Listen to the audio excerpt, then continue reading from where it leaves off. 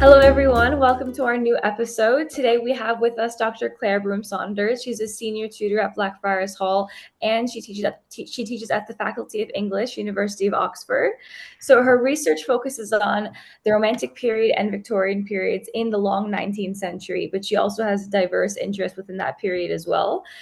So from what I can tell from your research, you're very interested in a range of topics across the long 19th century, including 19th century women's poetry, 19th century uses of history, 19th century women travel writers in Europe.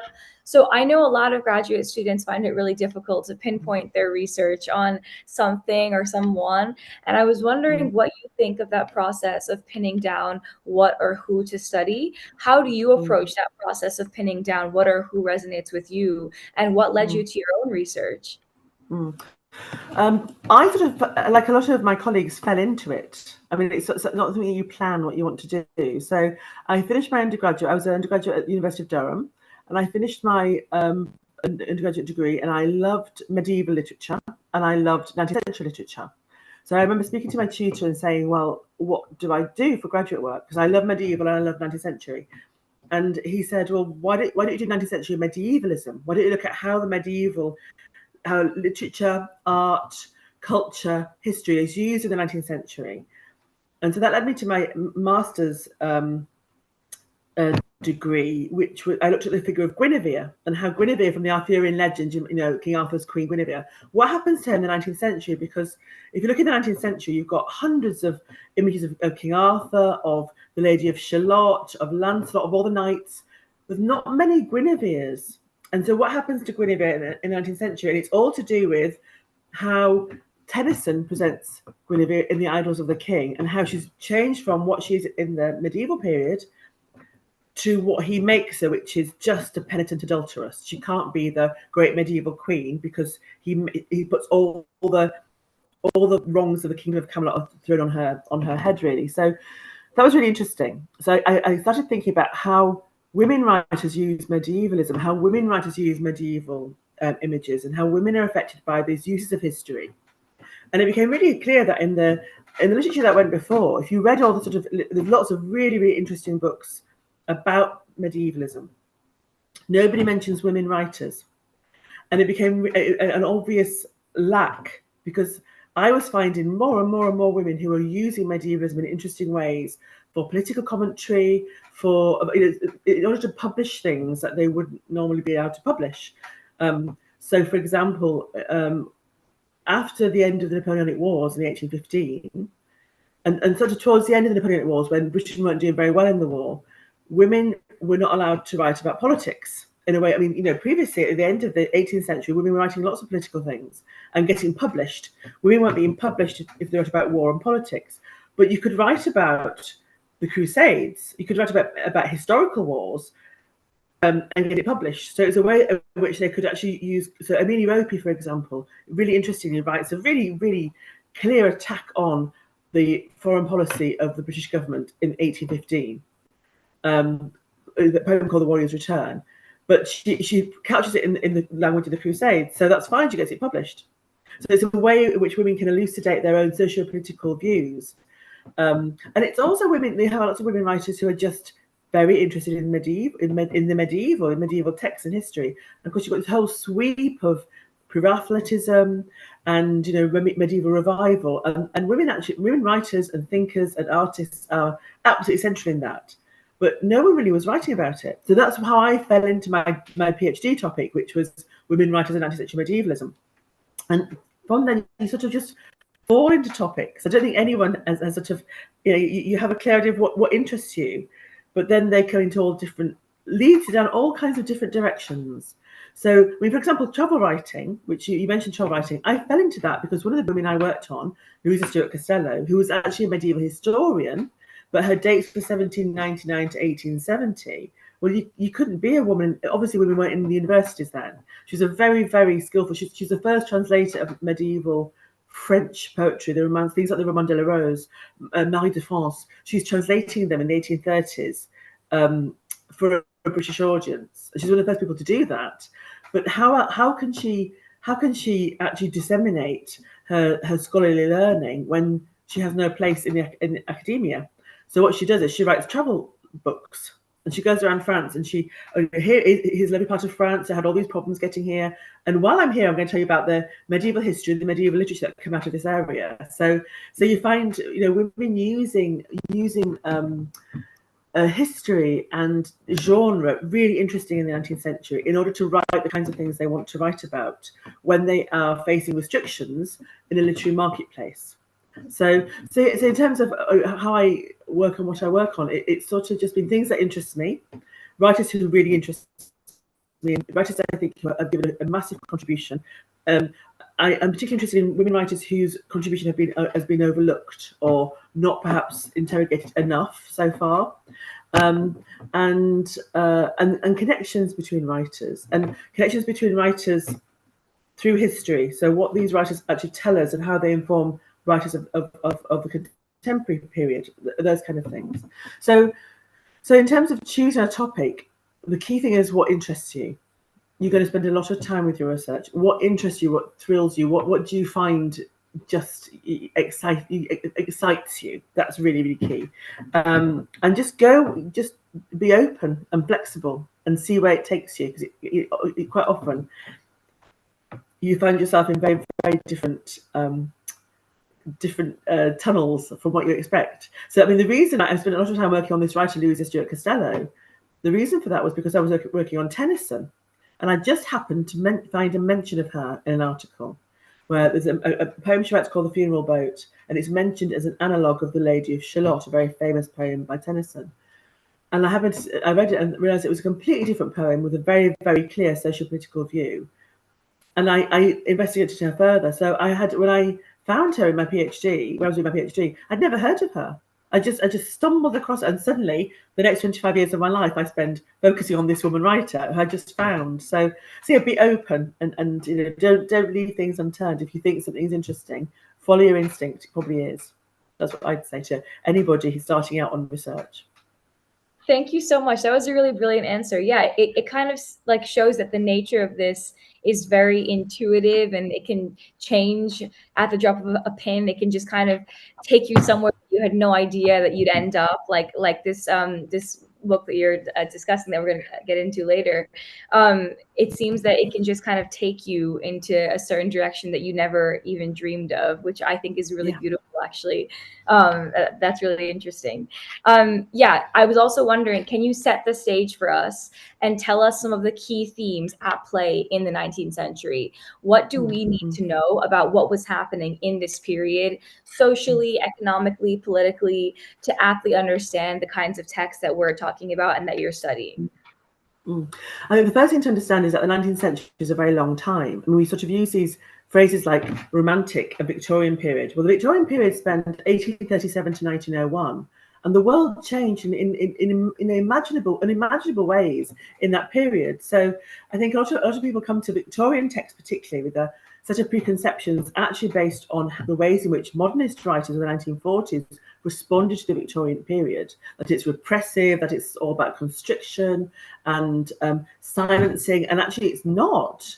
The Victorians were really, really believe themselves the most advanced society ever. And they were incredibly advanced. The change that happened in technology and in thinking, in science, etc., through the period were enormous. So the first thing to think about is the 19th century is a very long period and a period of change, but it's not necessarily progressive. It's not sort of, sadly, it's not, as a history doesn't just go up and we don't just develop and get better as a history goes on. So you find at the end of the 18th century, around the time of the French Revolution, 1790s, women had a lot more freedom, for example, for political commentary than they do in 1815, because what's happened in between is the Napoleonic Wars and the Peninsular Wars. And as always, at the end, after a period of warfare, there's a sense in which gender expectations are sort of reinforced. So you find that, think about it, after the Second World War, the way in which women who had been doing jobs, the jobs men had done, in the land girls on the land or working munitions, were suddenly expected to conform to some kind of 1950s domestic goddesshood, because they'd shown what their potential was. And after the First World War, women's suffrage occurs at the end of the First World War. So this is happening at the end in 1815, at the end of the Napoleonic Wars.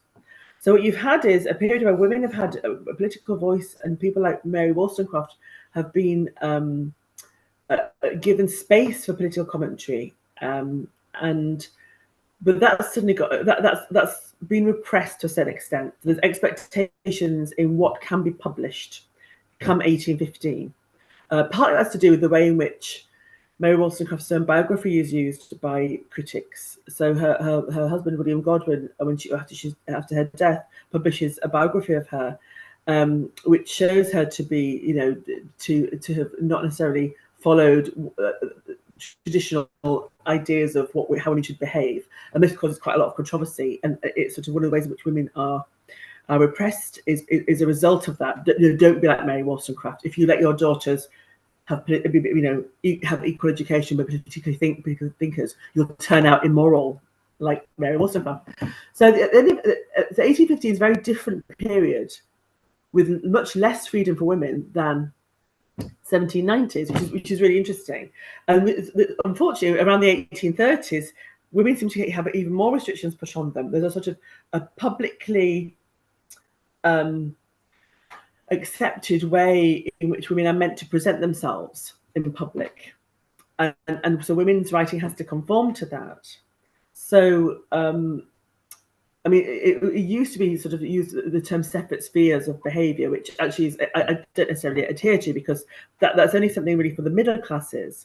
But actually, the change in classes is really important in the period, because what you have, because of changes at the beginning of the 19th century, you have, so the war's over, you have a series of bad harvests. So you have starvation and poverty and a real revolutionary fever, actually, in Britain, where people are not happy with the situation for most of society. The wars is a further drain on the economy. People have to pay higher taxes, a lot of discontent, and there's real fear in the establishment that a revolution. It happened over the channel. Why can't it happen here? So there's a real fear about that. If you read Jane Austen's novels, at the back of all Jane Austen's novels is that fear of what coming next. The redcoats, the soldiers, who delight Lydia Bennet, Elizabeth Bennet's sisters in Pride and Prejudice, are there because there's a war on. Because there's a fear that any minute now England's going to be overrun, and it's not just overrun externally, but the people in England are going to revolt and need repressing. So there's a real sort of sense of fear at the beginning of the 19th century that the establishment looks to literature to calm down. So let's reinforce ideas of women being about maternity and about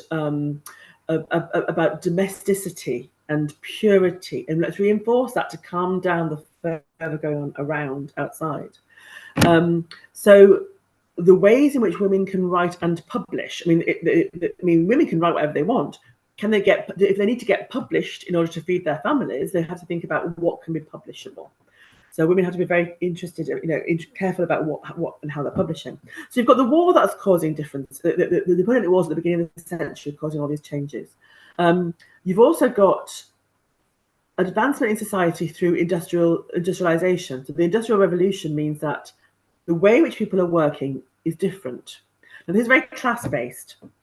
We have the class of the middle classes becomes a new class, really. People. Before that, you have really in Britain, you have the upper class, and you have different kinds of upper classes. You have gentry and aristocracy, whatever, and working class and the poor. But these sort of get mixed up a bit by the development of a middle class, and these are the people who are making money. So they're not born into money; they're making money through industrialization, through the mills, through manufacturing, and so they're wealthy, so that their children, as you see in something like a novel like Middlemarch by George Eliot, their children are educated as gentlemen and ladies, and so we have this, and they're taught how to behave, and this whole idea of separate spheres of behaviour comes from that, really. It's like women are meant to stay at home and be visited and visit other women, and men go out to work, go out to the factories, go out to to their place of work. And so that's why this idea of separate spheres, which is really quite permeable, comes about. So society's changing on a massive scale. You also have working people wanting more rights, Chartism in the 1830s. So even we've really got to the 1830s, and you can see the number of changes in society that are changing what the society is about. So working people are asking for more rights, people demanding rights on all sorts of different, because of the effects of the French Revolution. And women are part of this, and working people are part of that. So when the Queen Victoria comes to the throne in 1837, you have all these, images of her as this girlish queen, but she's coming to the throne after a series of really quite controversial monarchs. I mean, the Hanoverians were not very popular at all, and then you've had William IV, who had this really interesting setup where he had a wife and 10 children, but then he had to sort of, because she was Catholic and they were illegitimate, he married Queen Adelaide and had to forget them. And when he came to the throne as William IV, and then Queen Victoria came to the throne. So she inherits the throne of a really quite disturbed kingdom. And you have this girl queen. You have, in a society which by 1837, women couldn't have public office. But she's got the highest public office in the land. Women can't have a profession, but she's above professions. It's this really interesting. She's a really interesting conundrum, and I think the conundrum of Queen Victoria is really important throughout the century. How she copes with this complex role of being a woman, and therefore subject to her husband, but she's not subject to anybody. She's the highest person in the kingdom. So I think Queen Victoria's role can't be underestimated. Because we think of Queen Victoria as this dumpy old lady in mourning at the end of her reign. She's a really important political figure and a very astute political figure. And also very funny. When you read her diary, it's really very, very funny, but very astute. So she's a really important figure.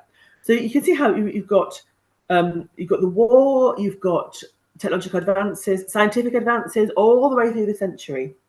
From 1830, from Lyell's Principles of Geology onwards, scientists questioning the biblical view of creation, thinking about evolution, and science really, really taking off, scientific advancements, experimentation taking off. And this demand for greater rights, which includes women's rights for education and for a profession, and for a greater involvement in the running of the country, which when they've got Queen Victoria on the throne, obviously it's quite important that they feel they should have some say in the kingdom when the Queen is the sort of highest person in that kingdom. So all these things are really important. And on top of that, you've also got religious struggles. So as well as the sort of scientific advancement, what went along with that was the idea of people questioning their faith. And you can imagine for a period in which infant mortality and mortality rates were so high, the idea that there's questioning the idea of the afterlife when it'd been a source of great comfort for them is really a huge thing. People's questioning how they express their faith. You've got the rise of different churches in Protestantism. Huge numbers of Methodists and Baptists developing in the areas of the country, like in the north of England, where there are greater numbers of working class people working in the factories. They want a different way of expressing their religious faith. That's not the same as the gentry. They want to do something differently. So you have some religious changes as well. 1829, you've got Catholic emancipation. So you have a sort of both positive and negative, depending on which side you are from that. So you have Catholics being able to participate more fully in public life and openly express their faith, but that causes some people to be really quite anxious or bigoted. So you've got all kinds of things, really interesting things going on, which really affects how people are writing and what they're writing about, because you can't really take any of the major 19th century texts out of this context. They're all thinking about something, which is why history becomes very important in the 19th century. Why the historical novel becomes very important, how the use of history to elucidate what's going on in the present. So George Eliot, I've mentioned Middlemarch. Middlemarch is a historical novel. I mean, people quite often forget that. She's publishing it in the 1870s. She's writing about the 1830s with the benefit of hindsight. So it's a really exciting, interesting period. And I know for many students when they're first given a big triple-decker 19th century novel, think, oh yeah, how dull. But actually, all these really exciting upheavals are all piled in there somewhere. And that's quite in depth, but hopefully that's useful way of thinking about what the century. Oh, definitely. It seems like there are so many factors working together to kind of facilitate this massive change across the century. And I guess that's why it's called the long 19th century, because there are bits that we have to include that are a part of this change that kind of lie on either side, but actually it's a changing world for over 100 years, and so many factors. It's like a domino effect. So many factors affect each other, I guess, and it leads to the next thing and the next thing and the next thing, and then the nenext thing you know, 100 years later, the world looks completely different. So it's really fascinating to see how the world changed. Because part of that, I mean, the really quite insidious colonialism and imperialism that goes on at the end of the 19th century, particularly, leads to the First World War. So you can't really cut the 19th century off at 1900, because I think all these factors really influence what happens in the First World War. Definitely. And why people choose to fight that war, and what happens afterwards when you have this extraordinary crisis. And the rise of modernist thinkers who are thinking, well, how can we differentiate ourselves from the century, from the social conditions that caused this war, that caused these kinds of issues. So I think, all these boundaries are quite permeable, I think, on both sides. Yeah, definitely. I would love to turn to travel writing a little bit. Can you tell us a bit about the genre of travel writing in the 19th century when all this change is taking place? What were the characteristics of these texts and their writers? How was this genre of travel writing different from maybe modern day travel writing, if at all? I would love to just hear about kinds of like their characteristics of these texts.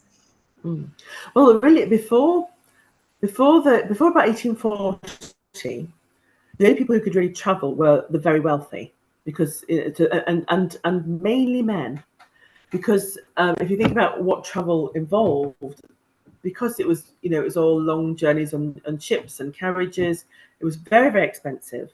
And the grand tour, the tour through France and Italy, and to sort of for young men to develop themselves culturally and artistically and sexually and everything else, to experience life. It was a very male thing. Men did it, and wealthy men did it. It was a thing a young man had to do in order to come to manhood. You had to experience these things. So it was really something that women couldn't do, because women had to always travel with chaperones and didn't really have necessarily independent means. Very rarely had independent means that didn't have some kind of male governance. So the freedom to travel was much reduced because of questions of finance and also decorum. Women couldn't travel on their own. I mean, obviously there are notable exceptions like Lady Mary Montague Wortley and Hester Bizzotti, people like that, but they are exceptions to the rule. So it was inaccessible for people who were not wealthy and not men, essentially. But because of the technological advances I've mentioned in transport systems, particularly, and the end of the war. So while the Napoleonic Wars were going on from 1790 to 1815, travel to the continent was difficult. But once the war's over, Europe opens up again for travellers. So that's useful. And greater technological advances mean that they can travel more easily. And obviously, as the century goes on, and you get steamships and trains, suddenly Europe becomes much more accessible and much more easy to travel around. The other thing that happens is that it becomes more affordable because of the rise in tourism, because of Thomas Cook and Thomas Cook's travel agency and package tours, which meant that women could travel much more easily and safely than they had before. There's a whole industry in tourism that comes in the late 1830s, 1840s. The guidebooks, here's a guidebook. This will tell you everything you need to know. Guidebook in hand, you can go to Florence and Pisa and Rome and wherever you want to go, and it's suddenly more accessible. So that becomes really important. So it's the transport's important, but also the way in which you're guided. You have people to help you. and it becomes a massive industry in the 19th century. For, you know, it becomes a rite of passage for young women as well as for young men to travel with a chaperone. Think of something like Room with a View. You know, Ian Foster's A Room with a View. Lucy Honeychurch been going off travelling with a group of English tourists. Obviously, English tourists would travel in packs together abroad, but and you also had a lot of expatriate communities. Think about in Italy around in mid-century, mid-10th century, you had an expatriate community who included people like the Brownings, Robert and Elizabeth Browning. So you had communities that people could go to visit and have something to situate themselves in. So all this meant that traveling became easier and more affordable, and it could still be respectable. But that obviously meant that there was the rise of tourism meant there was also a rise in snobbishness about tourism. That, you know, people who thought themselves travellers, who weren't tourists, were appalled by tourism. So they didn't like things that were done, like the number of ferries, the number of steamships, the number of trains. They thought were ruining Venice, ruining. I mean, it's still an ongoing conversation today, isn't it? How much is tourism destructive? How much is it sort of consuming in terms of consuming the place in which you're visiting? But you don't just visit it; you consume part of it and therefore destroy it. And the tourist tax in Venice is obviously part of that. But those conversations were being had in the 19th century. Ruskin was saying exactly the same thing in the 1840s. His letters back from, you know, what he sees the sort of the improvements as the people of Venice see it to Venice, to San Marco, to the different monuments in Venice, and he thinks it is a destruction. He thinks it should just be left as it was, left pure. And there's a wonderful line in a letter where he says they're turning Venice into Liverpool, and it looks like a big port. It doesn't look like Venice anymore. So these advances were not uncontroversial, and you had this sort of people identifying themselves as either a tourist or a traveller, and this rise in a whole genre of travelogues. You know, I'm not a tourist. I'm not writing a guidebook. I'm giving you an authentic experience and being unique about my experience of this place. So, and what it did do was what this rise in the number of and availability of travel, access to travel, meant that people were really interested in travel genre, literary genre, and it was a hugely successful and hugely commercial industry. You had Baedeker and Murray doing the handbooks, but also just you know, in general publishing. Just Venice alone. I mean, the number of I've lost count of how many accounts of travel to Venice were published in the 1840s. Hundreds and hundreds and hundreds and hundreds, because everyone said, I have a unique account. I can give you something unique, you know, a different voice. So, and it was an industry in which women could really thrive. So it was a really useful genre for women to write, because they could write about their own personal experiences and make money out of it, which is really the very few things women could without huge personal cost make money out of in the 19th century. But travel writing was a genre in which they could. That's amazing. Yeah, it actually leads us perfectly into Louisa Stuart Costello, who's one of probably the most famous female travel writers in this period. It's crazy to see how the effects of, you know, what's happening socially, politically, economically is actually contributing to the emergence of this new genre. With the expansion of tourism, with everything that's happening, it actually creates a very lucrative way for women to make money, as you say in this book. So I'd love to give the audience a quote from this book, because it's actually really well said, really amazing book. So everyone, I highly recommend. So this book is entitled Louisa Stuart Costello, A 19th Century Writing Life. So in the chapter on travel writing, it's entitled Louisa Stuart Costello and Travel Writing. You write, quote, "Travel writing provided scholarly women with the space to explore their intellectual interests in a popular and commercially viable form without trespassing on areas of male authority or alienating a female readership." So I would love to speak a little bit about what some of these things mean, what they look like.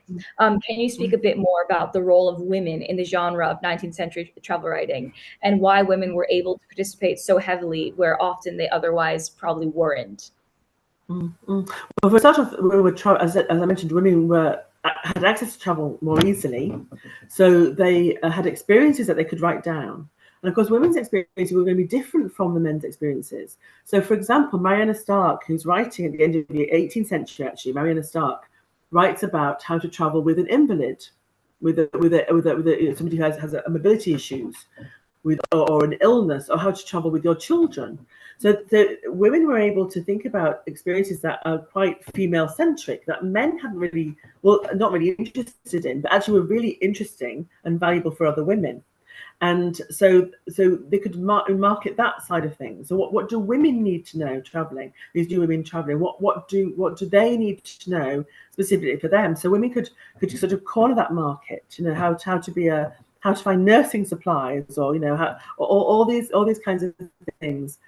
While in one way seeming to fit them into a very domestic kind of setting, provide them with quite a lot of freedom, and really crucially for a lot of these women, a way of making money. Because if you, as I said, this is a huge bustling market of 19th century travel writing. How do you make yourself different? Well, women writing about these issues in which women had dominance was a really useful way of doing that. So it is, and you think about the constrictions placed on women's publishing. This really, Louisa Stuart Costello was one of the sort of first women who were making a living out of being a travel writer. Who actually, she made enough money to live by publishing travel books. And she's one of the first ones to do that. And Elizabeth Eastlake writes quite scathingly and says she's cornered France. She's cornered the market in France. She's sort of, because she's been all over France and written about all around France, not just Paris and the Loire Valley or places that everyone has been thought about. She goes all the way around the whole country and opens it up and discusses it. So she sort of makes she becomes synonymous with travel in France. And so because of that, because of the way in which she makes herself, she stamps her authority on that, it becomes hers. So women were able to sort of find these pockets of expertise. And also because women were not allowed to publish lucratively as academics. I mean, Costello was really a medieval historian, as I've mentioned before, and a particular historian of medieval art. Her first job was copying the medieval manuscripts in the library in Paris and sending it into the British Library, British Museum. So she's absolutely saturated in medieval literature and history.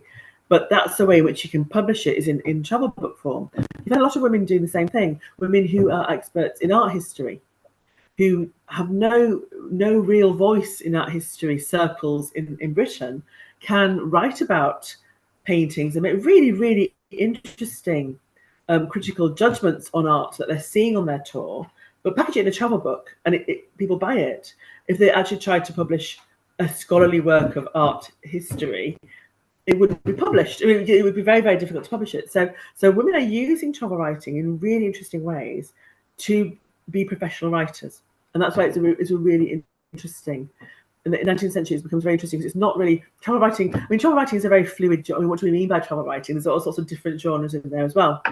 There's a difference between, a travel literature, which is not, it has sort of the idea of fiction attached to travel literature, or travel writing we think of as something factual, but actually that's not necessarily the case at all. All the boundaries are permeable. But so travel literature can be used for all kinds of socio-political, literary, artistic comment, and publishers who are willing to publish it. Because I mean, that's the other thing about this period of the 19th century. There's a huge change in what's being published. So, if you think of it, by 1825, 1826, all the major male romantic poets are dead. Keats, Shelley, Byron, they're all dead by this point. And really, there's not really an industry in publishing new poetry. Only really Edward Moxon is publishing new poems. So the way in which poetry is being published is in things like journals, magazines, periodicals, annuals, is beautiful gift books, annuals. So and obviously the novel becomes the dominant force, whereas perhaps poetry had always been the dominant force of the previous century. The novel becomes a very dominant force for literature. So the literary market's changing, and travel writing is part of this change. But it's a way in which women can publish their poetry. You can go do a travel book, but publish a poem about something that's inspired you, and you're getting your poetry published in a different form, in a commercial form. So it's a really interesting way of women, and actually not just women, other writers being able to write scientific or religious or philosophical or whatever thoughts and ideas in a commercial form, in the travel log, in the travel diary, in travel writing. It's a very useful, very flexible form.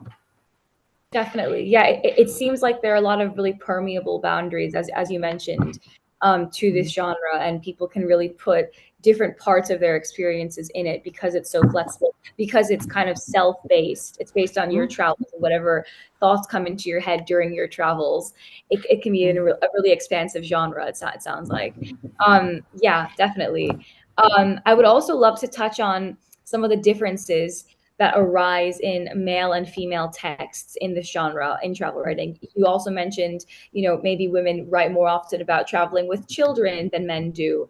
But you cite this amazing quote from Sarah Mills when you identify some differences in travel writing between men and women in the 19th century. And her quote is, she refers to the, quote, discursive frameworks which exert pressure on female writers. And you mentioned, this is your quote, you mentioned that women who were able to, quote, exploit these perceived differences for commercial reasons. So what are some of these pressures that they're facing in their literature? How do they create differences between male and female texts? And how were women able to exploit these differences commercially? One of the things you find quite a lot in women's travel writing, and actually a lot of women's writing in the period, is this sort of the humility topos, the humility, the idea of, a foreword in which the woman will say something, the woman writer particularly will say something like, I'm only very humble, and I'm obviously not very intelligent because I'm a woman, but I think this, and hopefully this will be helpful. And then what they give you is this extraordinary piece of very, very astute political commentary, but they're sort of protecting themselves by saying, "Oh, obviously I have no authority. I'm just a woman," so which means they're publishable. It's this really interesting, what women are allowed to publish, and finding ways to publish things. So that's certainly one thing that characterizes a lot of women's travel writing, is this sort of humility topoi that obviously these are my personal experiences. I'm not making any claim to anything major. It's my personal experiences. But then what you find is actually, yes, it's a personal. It's a diary form. It's a journal form. It's letters home kind of form. Letters to my parents home. But within that, you have these really, really searing intellectual arguments. So that's one of the differences, is how women have to package their ideas. Whereas for men, they don't have those restrictions. They can just write with the authority that their masculinity gives them. So that's one of the differences, really. But in terms of what they're talking about, there's huge overlaps. So once they've kind of got away from those packaging of how they're identifying themselves, or another thing is something like, I had a conversation with my male traveling companion to discuss these ideas, and I will reproduce it for you. So, of course, what they're doing really is creating this completely fictional set and scene of the traveling companion, but it's a way of getting these arguments I think are important, out in the open. But then you have a lot of women who actually do the opposite, who are really asserting their independence and their right to independent travel. So they pretend they haven't got anybody else with them. I mean, Costello does this. She doesn't really mention a lot of her travel. She's always with her brother and his wife. Well, I'm saying always. Most of the time she's with her brother and his wife. She doesn't really mention them because it's her. She wants her experience to be important. So it's in that way that's very similar to a lot of what the male writers are doing. So there's again, it's not clear cut. This is male, his female writing. There's lots of overlaps, but just there are more hoops that women have to jump through to be publishable. That's clearly key. But it's also quite liberating for women, because once you've sort of put your, oh, I'm just a meek and unintellectual woman, I'm not educated. That's what really interesting. I'm not educated, but I can now tell you about the history of Italy since the 12th century. You know, really, really interesting things like this. But then it's quite, once you've done that, you're free to do what you want and free to talk about what you want. So it's actually quite liberating. So there are differences in the way in which men and women have to initially present their ideas. But I mean, one of the things that I talk about in the book about women, child writing and truth is the differences in the way in which truth affects male and female child writing. Because there's a way in which a lot of what men say is believed more easily than women in the period, but it also, but again, even that's permeable, because women are writing in lots of personal, journals, diaries. Here's my travel journal. Here's my letters home to my sister. That seems completely believable. Because why would you write any of this? That's not true. Whereas actually, you could write. Of course, it can be fictional. Of course, it can be making up. These are not necessarily true letters that they've sent home. Obviously, it could be completely performative. So again, women, because of the domestic forms that women are meant to use, that can also empower them in certain ways. So it's more, but in terms of having authority, more authority for truth is given to male writing than to female writing, because women are in the period characterized as acting more on their feelings. Women's feelings get in the way, so you can't necessarily believe everything they say. But the writers use the things for their own advantage. So it's not clear cut at all. But which makes this emerging genre, this emerging literary marketplace that travel writing offers really, really interesting. Really interesting. And there's wonderful ways in which fiction and fact merge together and have they overlap with writing we see in novels and poetry and short stories as well. Definitely. Yeah. I would love to speak a bit about this book, Women, Travel Writing and Truth, which is the collection of 12 essays that you say, quote, explore the manifold ways in which travel and truth interact in women's travel writing. So I would love to hear a little bit about what the process was like putting together this book. How did you choose which essays to include? What was that process like for you? Because we're touching on a few really interesting topics about, how women are meaning to present themselves, how their female identity seeps into their writing, which I think is really, really interesting. What you were just explaining. So how did that kind of come into play when you were choosing these essays, and what was that process like for putting this book together? It sort of came quite organic, really, I suppose. I'm going back a long time now. 2011 it was, when it became obvious that a group of us in the English faculty at Oxford who were working on from various angles, working on travel writing in the 19th century. So two colleagues who are not at Oxford anymore, they're in Edinburgh and Sussex now. Two colleagues, Simon Cook and Tom Wright, and I decided to put on a conference. So we had this research cluster where we had weekly seminars thinking about lots of different ideas about travel writing in the long 19th century. And then we decided to put on. Then it was obvious that truth was very important. This idea of truth related to travel writing was important. So we decided to put on a conference about travel writing and truth, which lasted over 2 days. So it was this huge international conference. It was really, really good fun to put on. Lots and lots of different speakers, really, really interesting. And so when it came to doing the publications out of the conference, I was really interested in, because I work on women writers more than anything else, I was really interested in the way in which many of the papers about women writers spoke to each other. There was clearly some really interesting topics and connections between conversations going on between these different women writers. So I said I'd do a book developed from the papers in the conference, working with some of the speakers in the conference, a book about the different ways in which women's travel writing interacts with questions of truth. And so that's how the book came about. So I sort of asked some of the speakers who were involved thinking about women writers, and then actually it's not just 19th century, so it's across all periods, actually, from earliest periods to the present day, and drew together some of their thoughts and this collection of really interesting essays that speak to each other very well. I thought that sort of, it came about. So it was just organic from the conference and from some of the observations and some of the discussions at the conference, that it seemed obvious that these chapters would speak together well. So that's how it came about. Definitely. Yeah, that sounds really, really interesting. And I think the role of truth in these texts plays a really interesting role, as you were saying, because they are so kind of subjective and based on identity, and like your subjecthood really seeps into the writing. It's not a work of, scientific, inquiry. It's not a full out novel. It's really kind of, as you were saying, kind of a diary form or a memoir of sorts. And so the role of truth, I think, is a really kind of interesting, kind of precarious one. And I need to ask, if it's not like choosing between some of your children, which essay is your favorite? Which essay is your favorite in this book? They're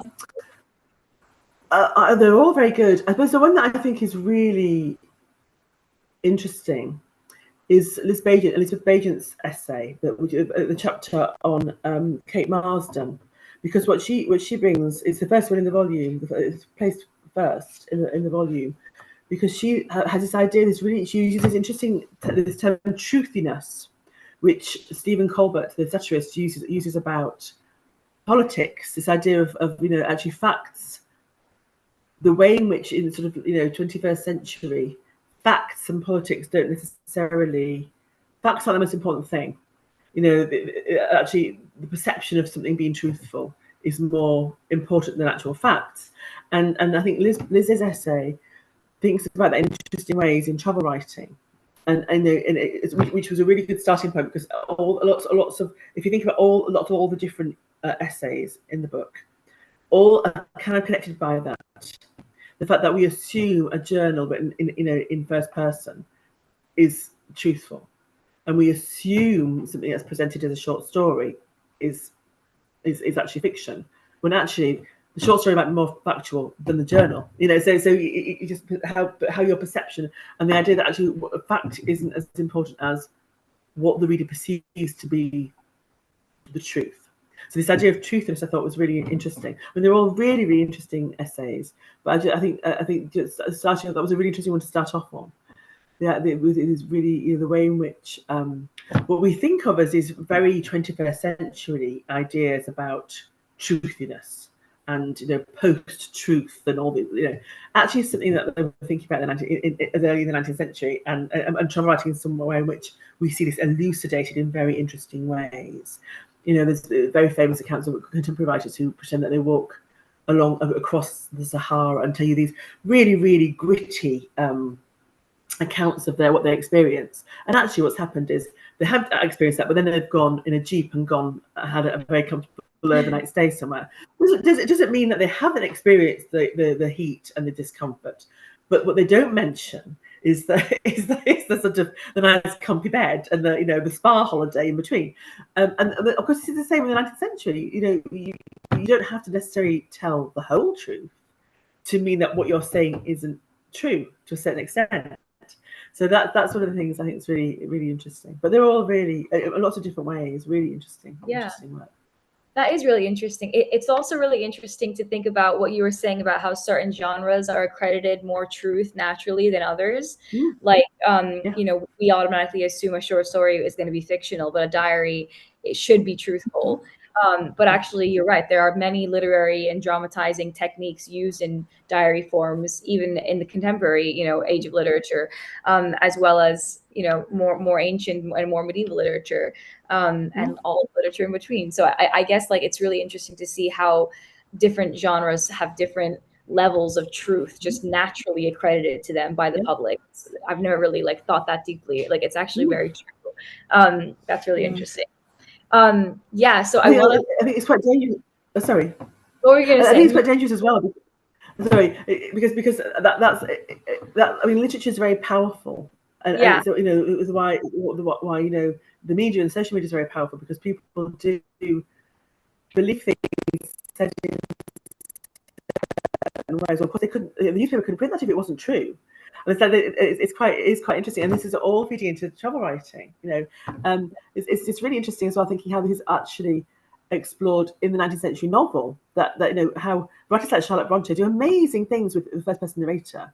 How we're manipulated by Jane Eyre, manipulated by Lucy Snow and Villette, and how we allow ourselves to be manipulated. And even Jane Austen's narrators are so manipulative, and because we sort of fall into this wonderful our expectations because of the films we've seen or the series we've seen of what Jane Austen is going to be, we allow ourselves to be manipulated by the narrator, who is telling you, "I'm just telling you, this is how it is. Believe me." It's not really how it is, but just believe me. So these kinds of narrative techniques that we've seen in the 19th century novel are used all the time in travel writing as well. So it's interesting how we expect accounts of personal experience to be true in a way that we don't expect, and don't necessarily rely on with reported fact in the same way.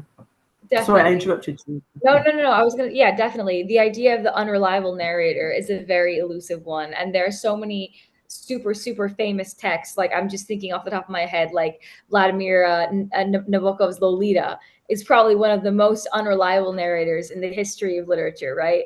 But his writing is so beautiful. It's actually Nabokov that's drawing us in, but he has this narrator who's one of the most manipulative people ever, right? Or even someone like very contemporary, The Secret History by Adana Tart. That narrator is also very unreliable, and the way that he perceives people and human relationships is very unreliable.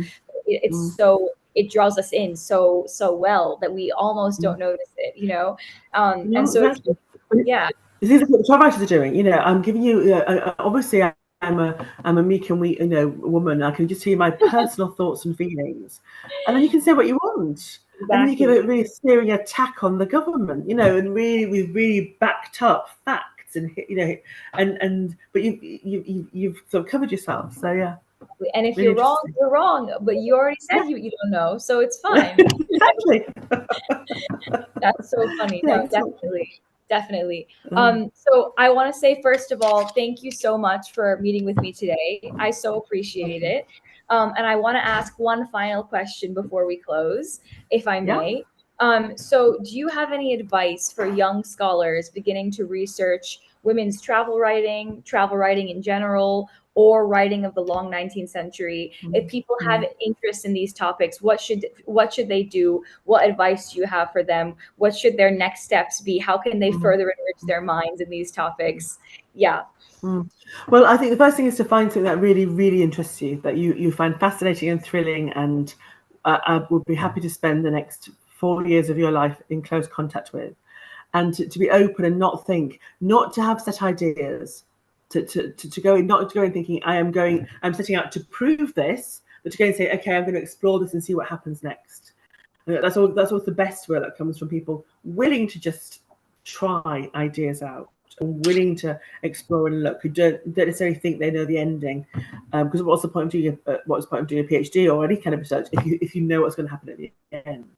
Also, read widely around. So if you're interested in travel writing, for example, read a journal like Studies in Travel Writing. See who else is writing. See where these people are.